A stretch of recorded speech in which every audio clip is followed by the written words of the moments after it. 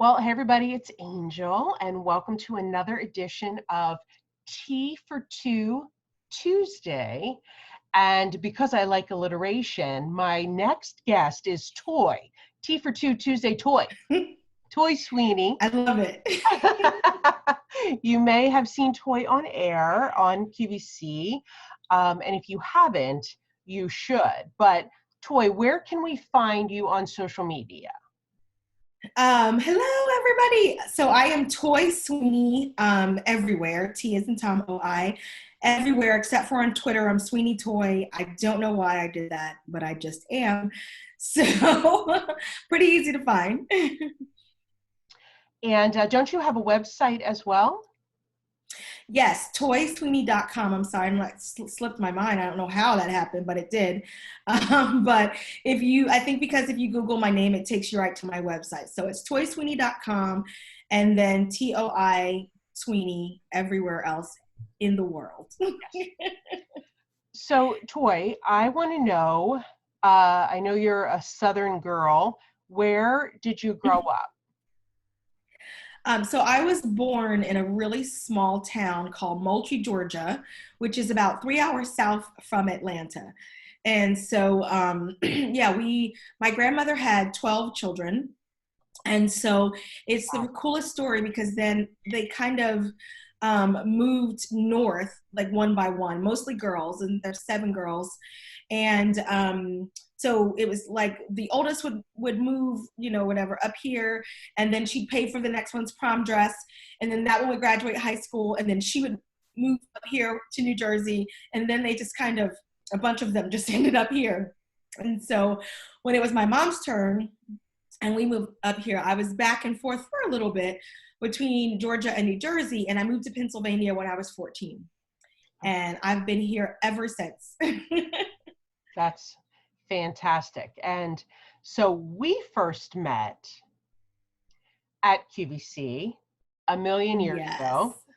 It seems like a million years ago, when I was a model and you were a fashion stylist. Yes, that was when I was still dressing the models. And I have to tell you this about yourself because, I just think that you are amazing and I love you to pieces. And one of the things that I admire the most about you, Angel, is that, and I don't know how much of yourself you share with your audience, but you're just so motivational in the sense of there was a time when you needed to pivot so many times in your career.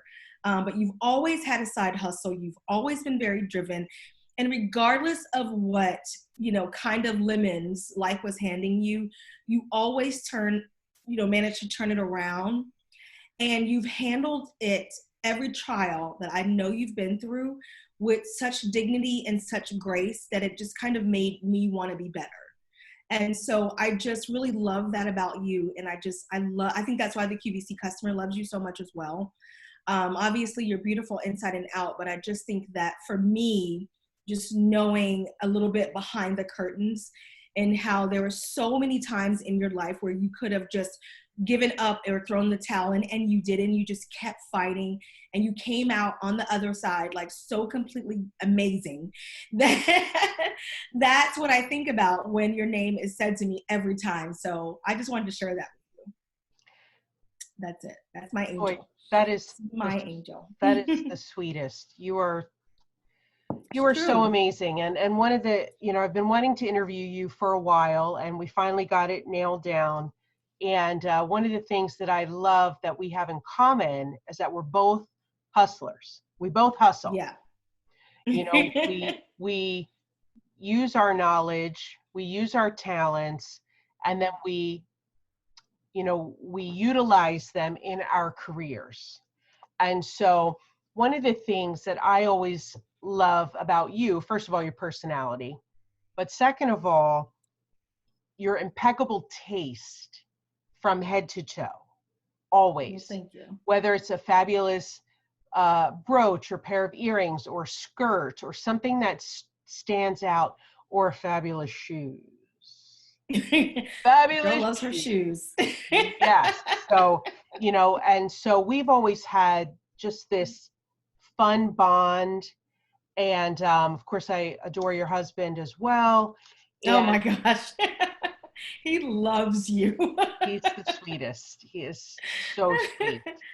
And, we certainly have been through trials and tribulations together. Yes. And, so but although, as much as I know about you, I don't know this. What drove you to write your very first book?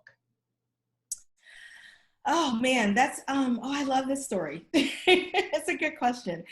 Um, because I think that, okay, so while I was working at QVC, I had an opportunity to work on one of the biggest shows at that time. We had a lot of really great shows going on where they were really starting to kind of brand host, and they picked like a handful of them to brand. And some of them they didn't pick that should have been a brand, but that's neither here nor there. So I had an exceptional opportunity to work with Lisa Robertson on the Lisa Robertson show, LRS, and also PM Style. And so that was just kind of a great opportunity, because QVC was at a place where, as always, they're innovating and trying something new. And in that, I got this exceptional opportunity to kind of handle LRS along with an amazing team, very much how they were shooting glamour at that time. Okay. So there was flats and there was like all these ideas. And I had just started maybe a year or two before. I was feeling very stuck in my career. And I think 3 years prior, my son, our first child, Miles, had passed away. And I was feeling really stuck in my career because within the image department, there was really no upward mobility. There was really nowhere for me to go.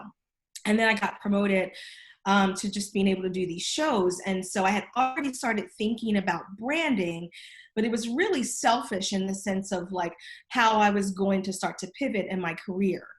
So then I started going, what if you could turn people into brands? Like, what if you use their personality? Like, and it wasn't immediately about the brand. It was more about, what if I started to show in a very unconscious way the model's personality, right? Because as a model, you know that traditionally models were like supposed to be the hanger, right?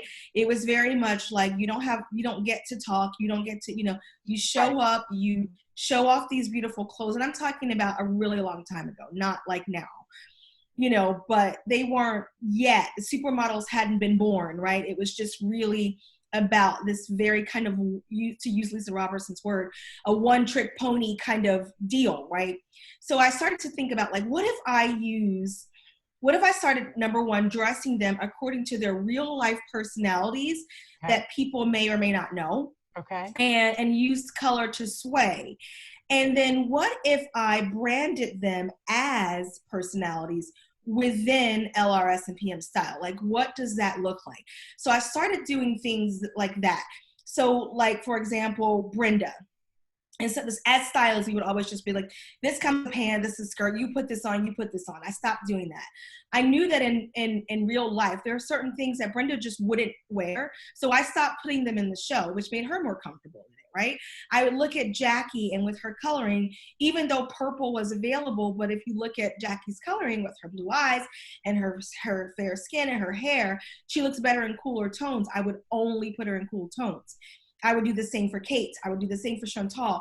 And it really started to affect the bottom line. So that was kind of like a tick in my mind of like, So then once I moved past that, and then I became a senior stylist, which is like more of a style director position where I'm doing all the style direction for TSVs. I'm no longer styling models.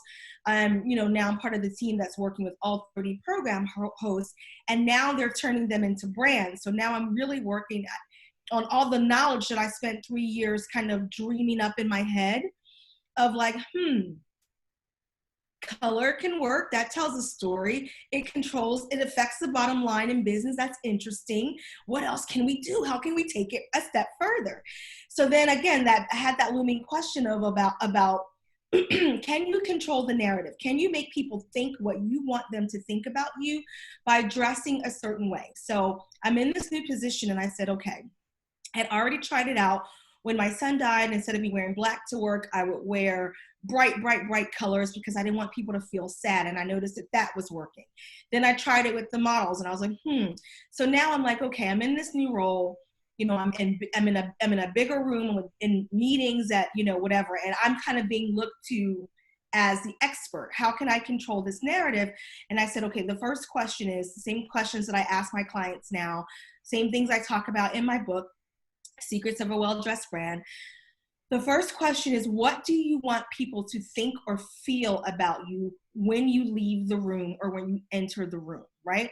So I wanted to be seen as the expert. I wanted people to think that I was chic. And so this was all the foundation for the book. And so I said, okay, for the next 6 or 8 months or whatever, I'm only going to dress in what I created to be in a very elegant color palette in my mind, right? So for like 6 or 8 months to work only, now everybody's knowing my secret, I would only wear black, ivory, and navy, and gray to work. That's it. And that was that. And then I bought this necklace that said the word chic on it.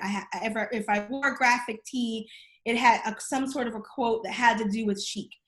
You know, so I did this for a couple of months to see if it was working. So one day I'm in the bathroom, and at that time, the vice president of all of QVC was kind of new to the company. She'd been there a couple of years, and I would talk to her in the bathroom, but I didn't know who she was at first.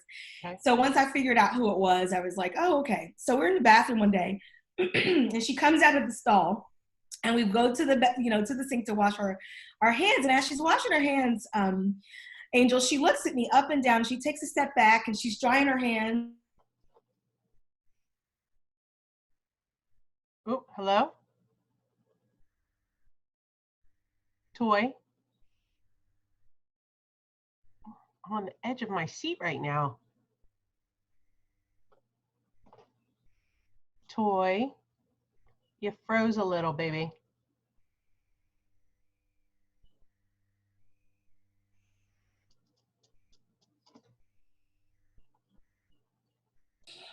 Okay, so sorry about that, you guys. We had a little technical difficulty right there. So Toy, you were telling me that you guys walked to the sink together, washed your hands. She right, and she was looking me up and down, and she said to me, "You always look so chic." And I thought, oh my gosh, this works. Like I'm completely onto something. And so I had just come back from, I just really started to kind of put this out there, you know, because I had it. Like I could create it into a formula. And I thought, oh man. So I had done my first podcast, which was with my friend Ryan Roten. And I really hadn't thought about writing a book until at the end of the podcast, Ryan says to me, you know, this was really a great show. You should think about writing a book. And if you go back and listen to the podcast, you hear me pause and I say, I think I will. And that was how it started. So okay. The Secrets of a Well-Dressed Brand was born. Fantastic. All because of Ryan Roten. Well, and I mean, you've gone also to different conventions and spoken, you know, about how to brand yourself, correct? Yeah, so right. So, you know, I spent 16 years at QVC. Before that, I worked for great companies like Ralph Lauren, Crabtree and Evelyn, White House Black Market. I did the executive training program, you know, in Bloomingdale's in New York. So I'd done all that prior to QVC, spent 16 years at QVC. So when I left 4 years ago to start my company called The Well-Dressed Brand, where we just focus on, I help corporations and people to become well-dressed brands. And I talk about what that means. And so when I'm doing a keynote, I talk about, you know, why what we wear matters. How do you control the narrative through what you wear? Mm-hmm. And so I'm really looking at fashion from a different perspective. I don't do fluffy, you know, looks of the day and fashion from that perspective. It's really more about how do we as women refresh, reframe, and control the narratives in our lives. Like we have so much more power than we realize. And just like when you watch your favorite movie, the colors that we wear, the outfits that we wear, it's all emotional. And so why would you not take advantage of that? And I just teach people how to do it. Wow, that is absolutely fascinating. So where did you go to school, and what did you go to school for? So I graduated from the Art Institute of Philadelphia, and my degrees are in fashion marketing and fashion design. And so for then, I think that when we met, I had started my evening wear and couture level bridal business called Her Majesty the Queen. And when the market crashed, so did my business. You know, this whole pandemic feels very much like, you know, what I experienced years ago, where, you know, you have to really start to reinvent yourself because, you know, what do you do after that? So I wanted something that didn't have any overhead. And so as I started to learn more about branding and just really incorporating what I knew into story and style and things like that, this was such a natural fit. And I get to get up every day in my wheelhouse and do what I love. Yes, that is fantastic. So, and then you also host a show on Facebook. Yes. So typically every Friday and every other Friday, I have a show called Well Dressed Brand TV, and I interview industry leaders in branding. We talk about business, any men or women that have super inspiring stories that really talks about. So the framework that I created is my definition of personal branding, which is your image, your personality, your mission, your value, and all of these things that make you a personal brand. And so if there's any leaders that are in that space, and those are the types of people that I bring onto the show. And we just have such a great time. There's so many inspiring, exceptional stories out there. And I think you had my friend Leah Key on the show not too long ago. And so Leah and I, you know, always share the common thread of, you know, her mission statement, which is kind of like, or part of her mission statement is that if she can do it, you can do it too. Yes. And so we talk a lot about that, and I've had her on the show as well. But just these stories, Angel, that would just really put such a fire under you, or just, you know, give you a fresh perspective and innovation about anything. It's so much fun. It's so much fun. That is awesome. And you just continue to shine, my friend. Well, thank you. Thank you so much. You continue to shine. And I want to be you when I grow up. Well, you're wearing my favorite color today, so. All right. Well, thank you. I told Toi at the beginning that I usually wear black, and I put on some color for her. So thank you for noticing. A little color on the lips, a little color, feeling powerful. Love it. Love it, love it. Well, thank you, Ms. Toi, for joining me for a Tea for Two Tuesday episode. And go check out Toi's Facebook and Instagram, because it's really fun stuff. So thank you, my love. Thank you so much for having me. This was fun. Have a great day. You too.